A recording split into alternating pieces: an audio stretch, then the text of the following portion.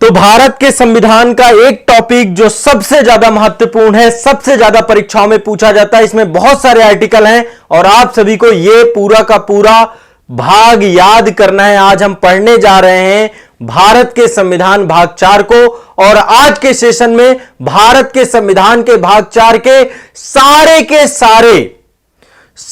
के सारे अनुच्छेद आपको याद कराने जा रहा हूं। क्या करवाने जा रहा हूं? सभी के सभी अनुच्छेद आपको याद कराने जा रहा हूं। तो आप सभी लोग एक बार मेरे साथ इस सेशन को बहुत तन्मयता के साथ करिए और इंडियन कॉन्स्टिट्यूशन का भाग 4 याद कर लीजिए। भाग 4 का नाम है राज्य के नीति निदेशक तत्व। इसमें बहुत सारे आर्टिकल हैं और बच्चों को ये आर्टिकल याद नहीं रह पाते हैं। राज्य के नीति निदेशक तत्व, नीति निदेशक, अब नाम से ही आपको पता है अल्टीमेट इसका उद्देश्य क्या है? राज्य को गाइड करना। यहां पे राज्य की बात नेशन स्टेट से हो रही है, भारत से हो रही है, केंद्र सरकार से हो रही है, यहां तक कि राज्य सरकारों प्रांतों से भी हो रही है। तो नेशन स्टेट से जुड़ी हुई जो बॉडी है, राज्य का मतलब आर्टिकल 36 में, आर्टिकल 12 में, दोनों में राज्य की परिभाषा दी गई है। आर्टिकल 12 में जो बताया गया है वही आर्टिकल 36 में राज्य की परिभाषा के तहत माना गया है कि राज्य का मतलब भारत की संसद, राज्य का मतलब राज्य की विधानसभा है, राज्य का मतलब उसके अंतर्गत बहुत लंबी परिभाषा है, आपकी कार्यपालिका, विधायिका, ये सब राज्य है। जो भी राज्य का रिप्रेजेंटेशन कर रहे हैं तो राज्य को परिभाषित किया गया है। तो राज्य के लिए किन सिद्धांतों को बनाया जाए, राज्य के द्वारा किन सिद्धांतों को बनाया जाए जिससे राज्य में निवास करने वाले लोगों के सामाजिक, आर्थिक और राजनीतिक न्याय को सुनिश्चित किया जाए और भारत को एक कल्याणकारी राज्य के तौर पर स्थापित किया जाए। तो कल्याणकारी राज्य की अवधारणा को लेकर के राज्य के नीति निर्देशक तत्वों का चैप्टर भारतीय संविधान के भाग 4 में जोड़ा गया। आर्टिकल 36 से लेकर 51 तक के जो अनुच्छेद हैं आपके डीपीएसपी से जुड़ते हैं। किससे जुड़ते हैं? डीपीएसपी से, राज्य के नीति निर्देशक तत्व से, राज्य के नीति निर्देशक तत्व से। तो आज के सेशन में ये बहुत इंपॉर्टेंट टॉपिक पढ़ने जा रहे हैं मेरे साथ आप सभी। आर्टिकल 36 से लेकर 51 तक के सारे आर्टिकल रटने जा रहे हैं। मैं आपको क्रमशः बताता चला जाऊंगा, ठीक है? देखिए, वैसे तो फंडामेंटल राइट भी मैं आपको पढ़ाऊंगा, लेकिन फंडामेंटल राइट मैं अलग से पढ़ाऊंगा आपको। जितने भी भारत के संविधान के मौलिक अधिकार हैं जो कि आप सभी को प्राप्त हैं, पहले मैं डीपीएसपी आपको रटवा देता हूं। फंडामेंटल राइट एक अलग सेशन में करेंगे, ठीक है? तो भारतीय संविधान के भाग 4 में आर्टिकल 36 से 51 तक राज्य के नीति निदेशक तत्व यानी directive principle of state policy यानी कि डीपीएसपी का वर्णन है। डीपीएसपी का वर्णन है, directive principle of state policy का वर्णन है, ठीक है? राज्य के नीति निदेशक तत्व का वर्णन है। और ये राज्य के नीति निदेशक तत्व क्या कहते हैं? ये कहते हैं कि इनका उद्देश्य क्या है? लोगों के लिए एक ऐसा ताना बाना सरकार के द्वारा बुनना या ऐसी नीतियों का निर्माण करना जो लोगों के सामाजिक, आर्थिक, राजनीतिक न्याय को सुनिश्चित करे और भारत संघ को एक कल्याणकारी राज्य के रूप में स्थापित करे। तो एक कल्याणकारी राज्य की स्थापना के तौर पे इन तत्वों को क्या किया गया है? समावेशित किया गया। किसके तौर पे? कल्याणकारी तत्वों के तौर पे। तो नीति निदेशक तत्व से संबंधित कौन कौन से आर्टिकल हैं, कौन कौन से अनुच्छेद हैं, यहां पे सारे आर्टिकल, सारे अनुच्छेद आप सभी मेरे साथ पढ़ने जाने वाले हैं। मैं आपको प्रॉपर सभी आर्टिकल्स के बारे में क्रम से चर्चा करने वाला हूं। तो क्या आप सभी तैयार हैं? क्या आप सभी एक एक आर्टिकल को याद करना चाहते हैं? मैं कीवर्ड में आपको एक एक आर्टिकल याद कराऊंगा और इसको हम 2-3 बार रिवाइज भी करेंगे सेशन में, ताकि आज के सेशन में आपको याद ही ना हो, हमेशा के लिए याद हो जाए, ये आर्टिकल से क्वेश्चन आपके गलत ना हो, ठीक है? चलिए, तो देखिए प्रीलिम्स में क्वेश्चन बहुत पूछा जाता है आपका, ठीक है? तो भारतीय संविधान के आर्टिकल 36 से 51 तक इनका उपयोग किया गया, इनके बारे में चर्चा की गई है। उद्देश्य मैंने आपको बताया, लोगों के सामाजिक, आर्थिक न्याय को सुनिश्चित करना और भारत को एक कल्याणकारी राज्य के तौर पर स्टैब्लिश करना, स्थापित करना। तो आर्टिकल 36 के तहत क्या की गई है? राज्य की परिभाषा दी गई है। राज्य की परिभाषा के अंतर्गत बोला गया है कि राज्य का अर्थ है कानून बनाने वाली कार्यपालिका, साथ माफ करिएगा, कानून बनाने वाली विधायिका, विधायिका।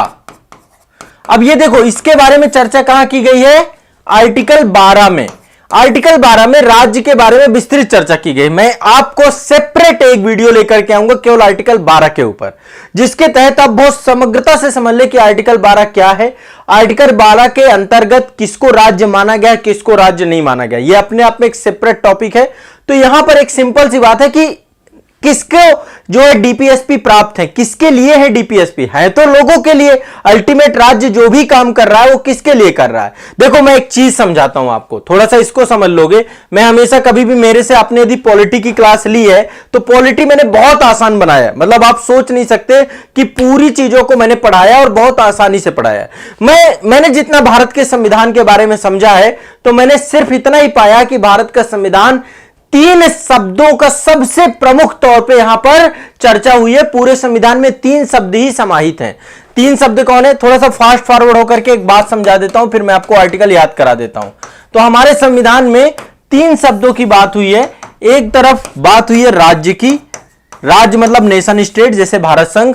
दूसरी तरफ चर्चा हुई है आपकी राज्य के साथ सरकार की, कि इस राज्य को चलाने के लिए एक मूर्त संस्था होनी चाहिए और यह राज्य आपकी अमूर्त संस्था है।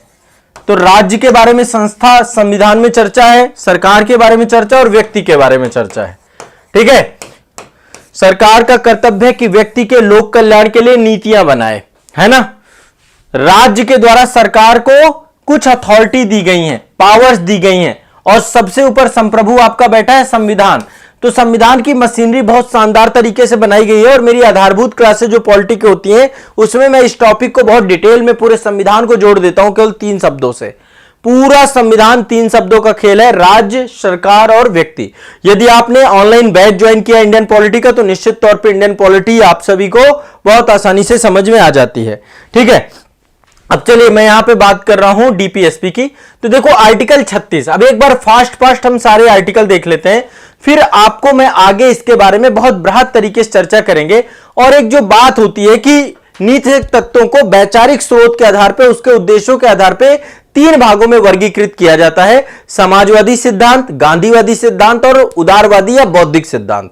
तो इसके बीच में बाइफरकेशन भी देखेंगे, अलग अलग इनको हम बांट करके भी देखेंगे। तो मैं बहुत गति से आपको एक एक कीवर्ड को हाईलाइट करूंगा और मैं चाहता हूं कि आप भी आर्टिकल वाइज कीवर्ड को हाईलाइट करिएगा।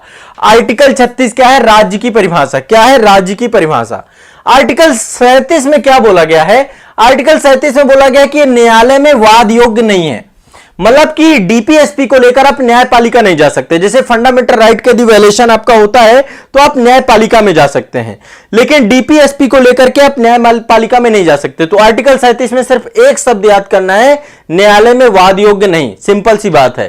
ठीक है, आर्टिकल 38 में क्या बोला गया है कि यह लोक कल्याण की वृद्धि के लिए है, यह लोगों के वृद्धि के लिए है। ठीक है, लोक कल्याण की वृद्धि के लिए है। आर्टिकल 39A, 3 आर्टिकल है, 39A, 39B, 39C।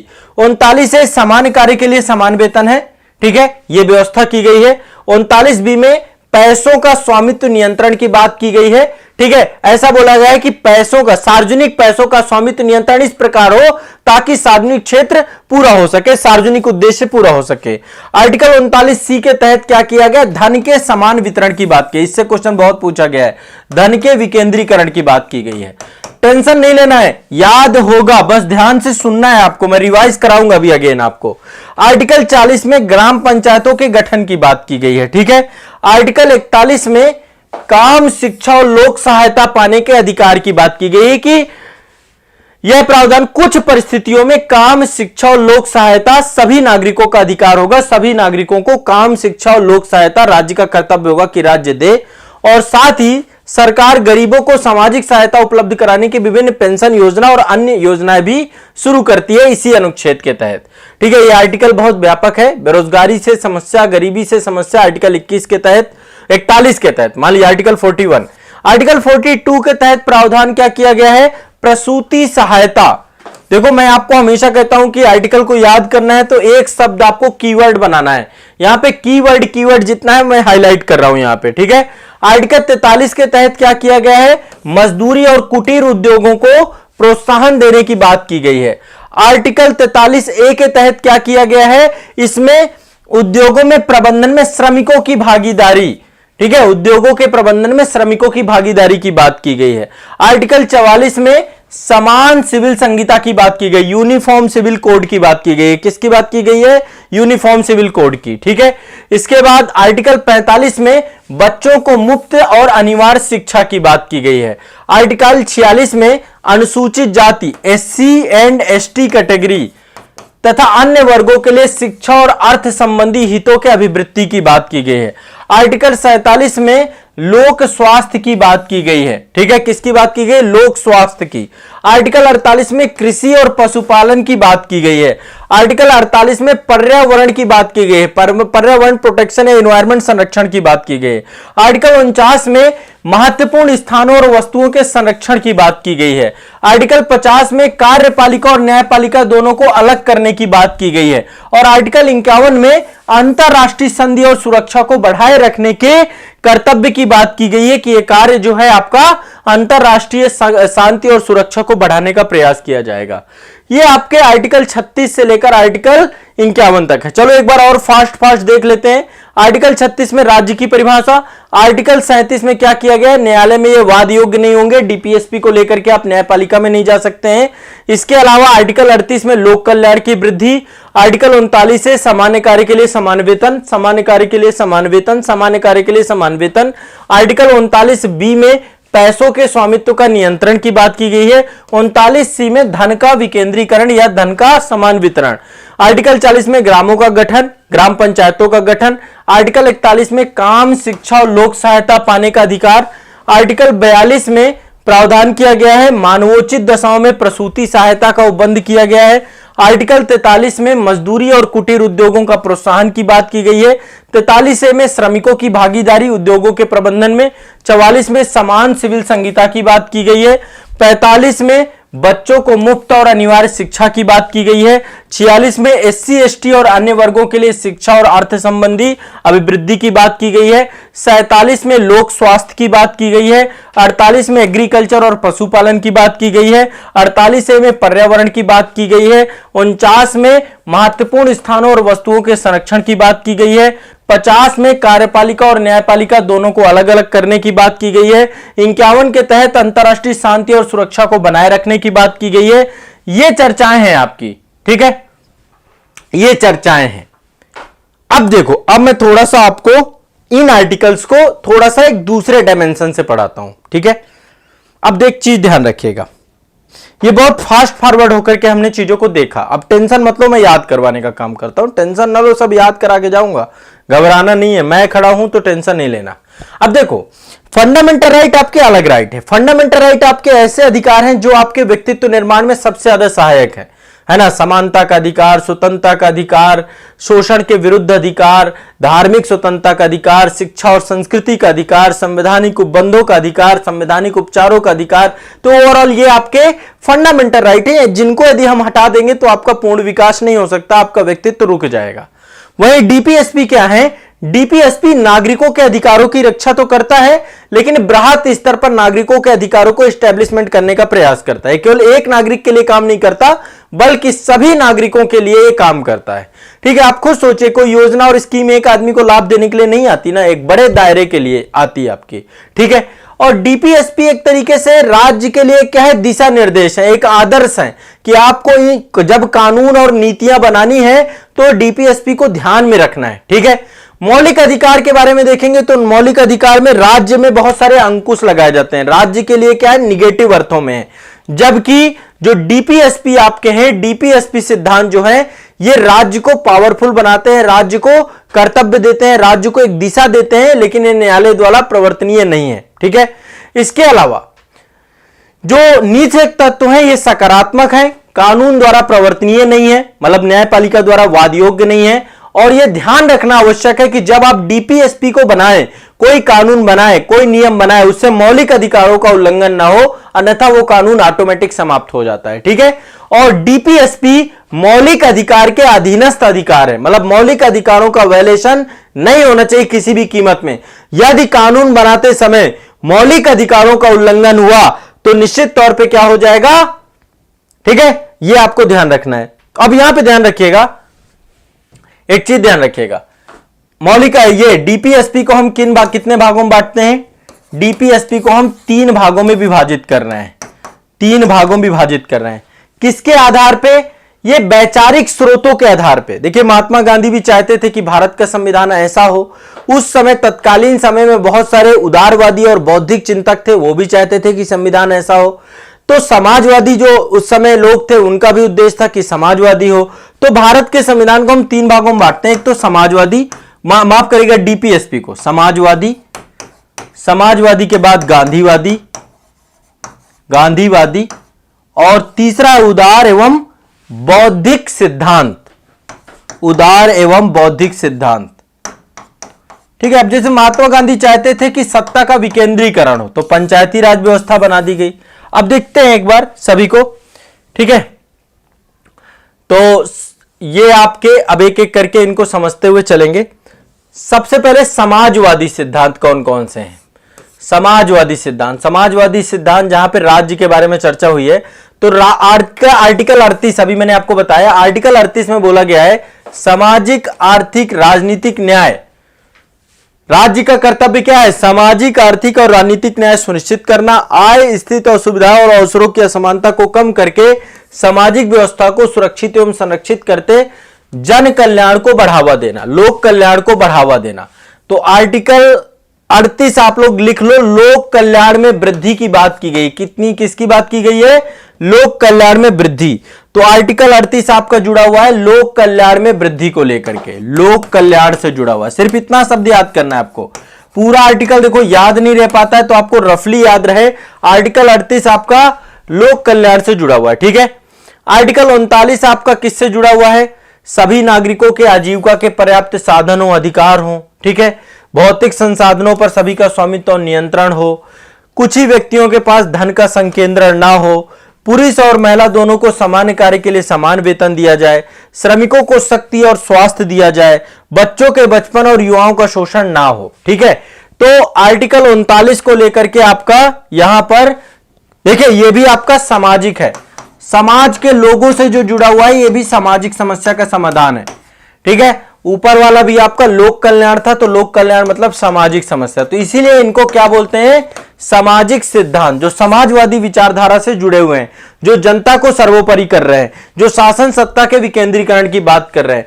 तो यहां पर आर्टिकल 38 आपका राज्य सामाजिक, आर्थिक और राजनीतिक न्याय सुनिश्चित करेगा, आय, स्थिति और सुविधाओं और अवसरों की असमानता को कम करने का प्रयास करेगा, सामाजिक व्यवस्था को इस प्रकार से सुरक्षित और संरक्षित करेगा कि लोक कल्याण को बढ़ावा देने का प्रयास करेगा। ठीक है। तो राज्य के काम को आर्टिकल 38 जब भी आ जाए, आर्टिकल 38 जब भी आ जाए, आंख मूंद करके लोक कल्याण समझ लेना कि लोक कल्याण के बारे में चर्चा हुई है, सार्वजनिक कल्याण के बारे में चर्चा हुई है। आर्टिकल आज से आर्टिकल 38 नहीं भूलना चाहिए आपका। ठीक है। अब बात करते हैं आर्टिकल 39। आर्टिकल 39 में बोला गया है निम्नलिखित नीतियों को सुरक्षित करने की दिशा में राज्य काम करेगा। ठीक है। अब कौन कौन सी नीतियां हैं? देखिए यहां पे कई सारे आर्टिकल थे आपके। आर्टिकल 39 में बात की गई समान कार्य के लिए समान वेतन, रट लो। 39 है आपका सामान्य कार्य के लिए समान वेतन, समान कार्य के लिए समान वेतन 39 है। 39 बी आपका क्या है? पैसों के स्वामित्व का नियंत्रण, पैसों के स्वामित्व का नियंत्रण। ठीक है। कैसा होना चाहिए? ताकि सार्वजनिक हित जो है आपके सर्वोपरि रहे। 39 सी में आपका धन का समान वितरण, यानी धन का या संपत्ति का विकेंद्रीकरण के बारे में बात की गई है। ठीक है, ध्यान रखना है। तो ये आपके समाजवादी हो गए। समाजवादी में आर्टिकल 38 हो गया आपका और आर्टिकल आपका 39 हो गया। 2 आर्टिकल आपके जुड़ गए समाजवादी से। आर्टिकल 38 में आपका लोक कल्याण है और आर्टिकल 39 में आपकी कई सारी नीतियां दी गई हैं। आजीविका के पर्याप्त साधन के अधिकार, भौतिक संसाधनों के स्वामित्व और नियंत्रण को सामान्य जन की भलाई के लिए प्रयोग करना, धन के विकेंद्रीकरण की बात की गई है और पुरुषों और महिलाओं दोनों को समान कार्य के लिए समान वेतन देने की बात की गई। ठीक है। श्रमिकों को शक्ति और स्वास्थ्य की सुरक्षा की बात की गई है। बच्चों के बचपन और युवाओं को शोषण ना होने देना, इसको लेकर के चर्चा की गई है। तो ये आपकी सारी की सारी चर्चाएं किससे जुड़ी हुई है? समाजवादी सिद्धांत से। किससे जुड़ी हुई है? समाजवादी सिद्धांत से। तो पहला तो आपका समाजवादी हो गया। ठीक है। अब समाजवादी के बाद जो है आपका, अभी समाजवादी आपके बहुत सारे पक्ष हैं। आर्टिकल 41 देखिए, बेरोजगारी, बुढ़ापा, बीमारी, विकलांगता के मामलों में कार्य करने और शिक्षा पाने में सार्वजनिक सहायता, ठीक है, इसको प्राप्त करने का अधिकार है आपका। तो आर्टिकल 41 आपको मैंने बताया था, आर्टिकल 41 आपका जुड़ा हुआ है काम, शिक्षा, लोक सहायता पाने के अधिकार से। काम, शिक्षा और लोक सहायता पाने के अधिकार से, काम, शिक्षा और लोक सहायता पाने के अधिकार से। तो यहां पे यही बात डिटेल में दी गई आर्टिकल 41 में कि बेरोजगारी, बुढ़ापा, बीमारी, विकलांगता के मामलों में काम करने, शिक्षा पाने, सार्वजनिक सहायता करने के अधिकार सुरक्षित किए गए। तो कभी भी बेरोजगारी से जुड़ा मामला हो, बुढ़ापा से जुड़ा मामला हो, विकलांगता से जुड़ा मामला हो, शिक्षा और सार्वजनिक सहायता पाने का अधिकार है, यह समाजवादी अधिकार है। आर्टिकल 42 आपका क्या है, मातृत्व राहत की बात करता है। प्रसूति सहायता, प्रेगनेंसी के टाइम पीरियड पर महिला को जो है मातृत्व सहायता राहत को लेकर के काम करता है। तो आर्टिकल 42 आपका मातृत्व सहायता से जुड़ा हुआ है। आर्टिकल 38 लोक कल्याण, आर्टिकल 38 लोक कल्याण। आर्टिकल 39 में कई सारी चीजें हैं, समान कार्य के लिए समान वेतन, धन का संकेतन, ये सारी चीजें आपकी यहाँ पे, धन का विकेंद्रीकरण, ठीक है। आर्टिकल 41 में आपका बेरोजगारी, बुढ़ापा, बीमारी, विकलांगता, ये सारी चीजें जुड़ी हुई हैं। आर्टिकल 42 में आपका मातृत्व राहत यानी प्रसूति सहायता जुड़ी हुई है। आर्टिकल 43 में ये आपका जो कामगार हैं उनके लिए निर्वाह, मजदूरी, उचित जीवन स्तर को सुनिश्चित करने का प्रयास। तो आर्टिकल 43 क्या है आपको यहां पे देखिए, शॉर्टकट जितना भी मैंने लिख रखा है, मजदूरी, कुटीर उद्योगों को बढ़ावा देना, प्रोत्साहन देना, सब आर्टिकल 43 है आपका, ठीक है। आर्टिकल भारत सरकार भी जो बड़ी बड़ी योजनाएं लाती हैं आपकी बेरोजगारी को लेकर, बुढ़ापा को लेकर, बीमारी को लेकर, विकलांगता को लेकर के, वो आर्टिकल 41 के तहत ही लेकर के आती हैं, ठीक है। तो ये भी ध्यान रखना है, आर्टिकल 41 है। आर्टिकल 42 आपका क्या है, मातृत्व राहत। आर्टिकल 43 क्या है, राज्य के सभी कामगारों के लिए मजदूरी और एक उचित जीवन स्तर बनाना। तो मजदूरी याद कर लीजिए, केवल मजदूरी से आपको याद आ जाना चाहिए आर्टिकल 43। आर्टिकल 43 मजदूरी से जुड़ा हुआ है। 43 से क्या जुड़ा हुआ है, उद्योगों के प्रबंधन में श्रमिकों की भागीदारी। तो उद्योगों में जो भी प्रबंधन होता है उसमें श्रमिकों की भागीदारी सुनिश्चित हो सके, इसके लिए आर्टिकल 43A ये आपका बनाया गया नया। और आपका आर्टिकल 47 क्या है, लोगों के पोषण स्तर को ऊपर उठाना और सार्वजनिक स्वास्थ्य जुड़ा हुआ है 47 से। ये सारे आपके समाजवादी थे, क्या थे आपके, समाजवादी थे, ये सारे समाजवादी सिद्धांत थे। आर्टिकल 47 स्वास्थ्य, आर्टिकल 43 से श्रमिकों की भागीदारी, आर्टिकल 43 मजदूरी, आर्टिकल 42 मातृत्व प्रसूति सहायता, आर्टिकल 41 बेरोजगारी, बुढ़ापा, बीमारी, ठीक है। आर्टिकल जो है आपका 40 आपका पंचायती राज व्यवस्था। आर्टिकल 39 आपका किससे जुड़ा हुआ है, ताकि वो धन का विकेंद्रीकरण ना हो, समान कार्य के लिए समान वेतन हो, ठीक है। ये सारी चीजें आपकी आजीविका के लिए पर्याप्त साधन हो, ये सब चीजें। आर्टिकल 38 आपका लोक कल्याण से जुड़ा हुआ है। आर्टिकल 37 आपका किससे जुड़ा हुआ है, आर्टिकल 37 में कि ये वाद योग्य नहीं है, न्यायालय नहीं जा सकते। और आर्टिकल 36 आपका किससे जुड़ा हुआ है, राज्य की परिभाषा से। इतना याद हो रहा है कि नहीं याद हो रहा, इतने आर्टिकल याद हो रहे हैं, इतने आर्टिकल क्लियर हो रहे हैं कि नहीं हो रहे, एक बार कमेंट सेक्शन में बताओ मुझे, क्या ये आर्टिकल आपको याद हो रहे हैं कि नहीं याद हो रहे हैं। इतने आर्टिकल, आर्टिकल 38 तुरंत लोक कल्याण आ जाना चाहिए, तुरंत लोक कल्याण आनी चाहिए। आर्टिकल 47 मतलब स्वास्थ्य, आर्टिकल 47 स्वास्थ्य, आर्टिकल 47 स्वास्थ्य, आर्टिकल 47 स्वास्थ्य, तुरंत स्वास्थ्य याद आ जाना चाहिए आपको आर्टिकल 47 का। एक एक की वर्ड आपको याद रखना है, ठीक है। दूसरे नंबर पे है गांधीवादी सिद्धांत। गांधीवादी सिद्धांत आर्टिकल 40 ये ग्राम पंचायतों से जुड़ा हुआ है। गांधी देखो चाहते थे कि शासन सत्ता का विकेंद्रीकरण हो, तो आर्टिकल 40 के तहत इसको इंप्लीमेंट भी कर दिया गया 73वां और 74वां संविधान संशोधन से। दूसरा आपका आर्टिकल 43 आपका ये राज्य क्या है, सहकारी अथवा कुटीर उद्योगों को बढ़ावा देने का प्रयास करेगा। तो आर्टिकल 43 आपका जुड़ा हुआ है, आर्टिकल 43 आपका जुड़ा हुआ है यहां पर मजदूरी और कुटीर उद्योग से। किससे, मजदूरी और कुटीर उद्योग से, ध्यान रखना है, मजदूरी और कुटीर उद्योग से। तो ये भी गांधीवादी विचार के अंतर्गत ही इसको रखते हैं हम लोग, 43 को भी गांधीवादी विचार के अंतर्गत रखते हैं। इसके बाद है 43B, ये आपका बाद में 57वां संविधान संशोधन के तहत जोड़ा गया, सहकारी समितियों से जुड़ा हुआ है कि सहकारी समितियों का स्वैच्छिक गठन, स्वायत्तता, कामकाज, लोकतांत्रिक नियंत्रण, पेशेवर प्रबंधन को बढ़ावा देना, इन सबसे जुड़ा हुआ है गांधीवादी सिद्धांत। अनुच्छेद 46 ये आपके राज्य के कमजोर वर्ग, विशेषकर अनुसूचित जाति, अनुसूचित जनजाति, अन्य कमजोर वर्गों के शैक्षणिक और आर्थिक हितों को बढ़ावा देना। तो आर्टिकल 46 आपका एससी एसटी और ओबीसी के शैक्षणिक और आर्थिक हितों को बढ़ावा देने, इसी के तहत आपका रिजर्वेशन, आरक्षण, ये सारी चीजें इसी आर्टिकल के तहत है। आर्टिकल 47 आपका स्वास्थ्य की बात है, आर्टिकल है स्वास्थ्य, स्वास्थ्य ये दिमाग में बैठा लेना है। आर्टिकल 48 है आपका पशुओं के वध पर रोक, पशुओं के वध पर रोक, मवेशियों को के वध पर रोक, उनकी नस्लों को सुधार करने का प्रयास, ये आपके गांधीवादी हैं। तो गांधीवादी में पंचायती राज व्यवस्था, 43 में कुटीर उद्योगों का बढ़ावा देना, 43B में आपका जो है स्वैच्छिक गठन, स्वायत्त कामकाज, लोकतांत्रिक पेशेवर प्रबंधन, सहकारी समितियों से जुड़ा हुआ है आपका। 43B सहकारी संबंधियों से। 46 आपका किससे जुड़ा हुआ है? एससी एसटी से, एससी एसटी एंड ओबीसी के लिए विशेष उपबंध 46। 47 किससे जुड़ा हुआ है आपका? स्वास्थ्य। 48 आपका पशुओं के वध से जुड़ा हुआ है। ठीक है, इतना आपको ध्यान रखना है। तीसरी कैटेगरी है उदार बौद्धिक कैटेगरी। उदार बौद्धिक कैटेगरी से उदार बौद्धिक सिद्धांत, 3 भागों में सिद्धांत हमने बांटे थे। देखो डीपीएसपी कहां से लिए गए? आयरलैंड के संविधान से। कहां से? आयरलैंड में। और आयरलैंड के संविधान में ये स्पेन के संविधान से लिए गए थे। ठीक है, आयरलैंड के संविधान में कहां से लिए गए थे? ये स्पेन के संविधान से। आप समझ सकते हैं कि इनका क्या स्पेनिश संविधान से लिए गए आपके। ठीक है, तो चलिए इनके बारे में अब आगे हम उदार बौद्धिक सिद्धांतों के बारे में चर्चा करेंगे। तो अनुच्छेद 44 आपको पता है समान नागरिक संहिता की बात करता है, यूनिफॉर्म सिविल कोड, तो ये उदार बौद्धिक सिद्धांत है।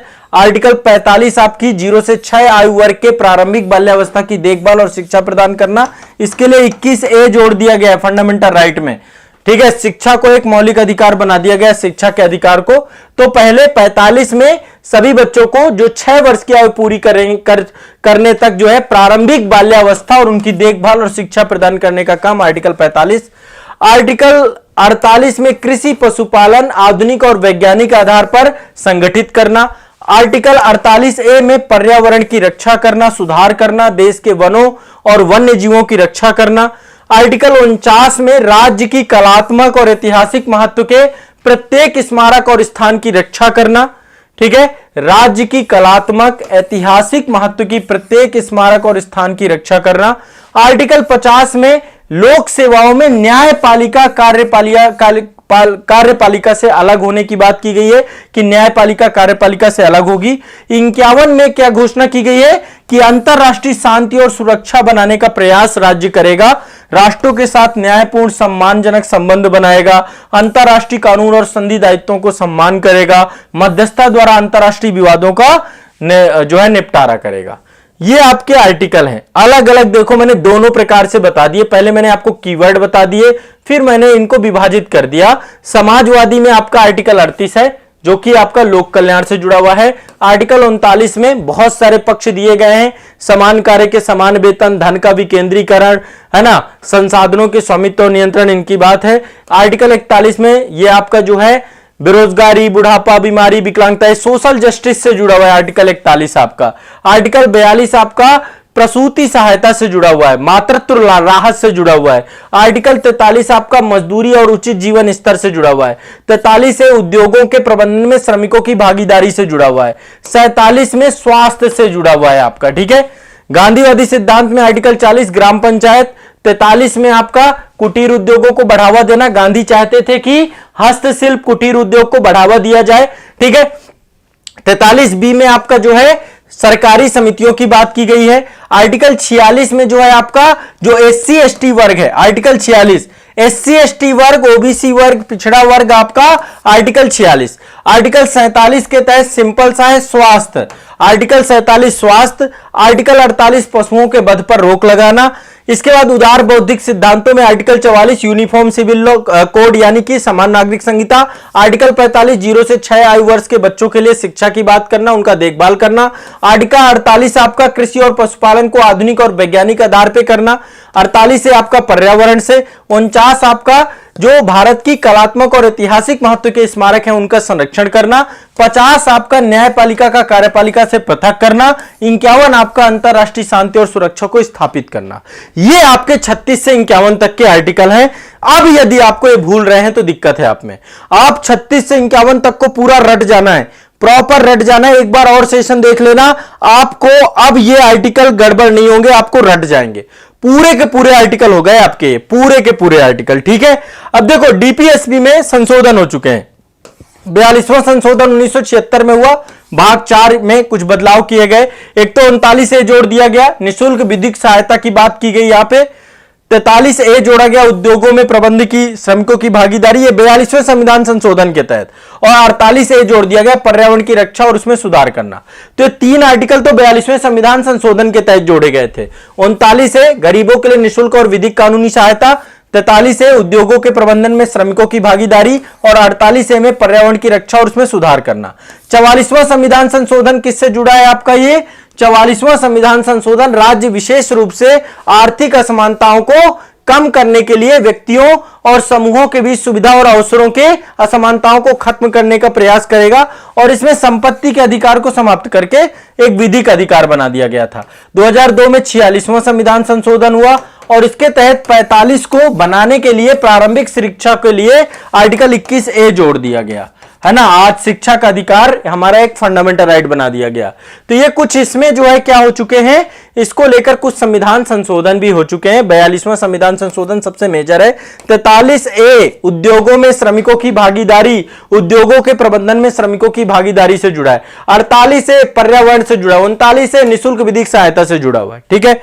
ये आपका हो गया, इसको रट जाओ। ये डीपीएसपी है, इससे क्वेश्चन पूछता है, हमेशा क्वेश्चन पूछता है, आपको ये रटे होने चाहिए, ठीक है। डीपीएसपी ये मैंने आपको करवा दिए, बहुत कम टाइम में करवा दिए, आपको डीपीएसपी को रट जाना है, ठीक है। तो आज के लिए इतना ही रखेंगे, और ये जितने भी आर्टिकल हैं आज के बाद भूलने नहीं चाहिए। कोई सोते हुए भी आपको जगा देना, बोले आर्टिकल 47 क्या है, तुरंत कहोगे स्वास्थ्य। आर्टिकल 38 क्या है, लोक कल्याण। आर्टिकल 44 क्या है, यूनिफॉर्म सिविल कोड। इस तरीके से आपके दिमाग में बैठना चाहिए। आर्टिकल 45 क्या है, 0 से 6 वर्ष के आयु के बच्चों के लिए, ठीक है। ऐसे दिमाग में आपको बैठाना है। आर्टिकल 46 क्या है, SC ST वर्ग, OBC वर्ग के लिए। इस तरीके से आपको कीवर्ड याद कर लेना है, ताकि सोते हुए भी जग जाओ, ठीक है। आर्टिकल 51 क्या है, अंतरराष्ट्रीय शांति सहयोग, इनके लिए कार्य करना। आर्टिकल 49 क्या है, ऐतिहासिक जो आपके जो स्मारक हैं उनको लेकर के काम करना, ठीक है। तो एटलीस्ट इस तरीके से आपको सोचना है, ठीक है। आर्टिकल 50 न्यायपालिका कार्यपालिका को पृथक करना। विश्वास कीजिए हर वर्ष आपके क्वेश्चन पूछते हैं इस टॉपिक से, तो सोते हुए भी आपको याद रहे, ये आपको जो है इसके लिए बनाना है। ये आर्टिकल्स आपको इस तरीके से रट जाने हैं सारे के सारे। तो आज के सेशन में इतना ही रखेंगे। आप लोग बाकी जितना भी मैंने पढ़ाया इसको रिवाइज करिए, इसको एक बार 2 बार फिर सुनिए, और फिर देखिए आपको ये वाला टॉपिक कभी नहीं भूलेगा, ठीक है। तो रट जाइए, इसको याद कर लीजिए। मुझे उम्मीद है कि शायद अब आपको याद हो गए हों। एक बार रिवीजन और कर लेंगे तो फिर कभी नहीं भूलेंगे, ठीक है। एक बार मुझे बताइए आप सभी लोग, क्या आपको याद हुए हैं, क्या आपको समझ में आ गए सारे आर्टिकल? एक बार बताएं कमेंट में।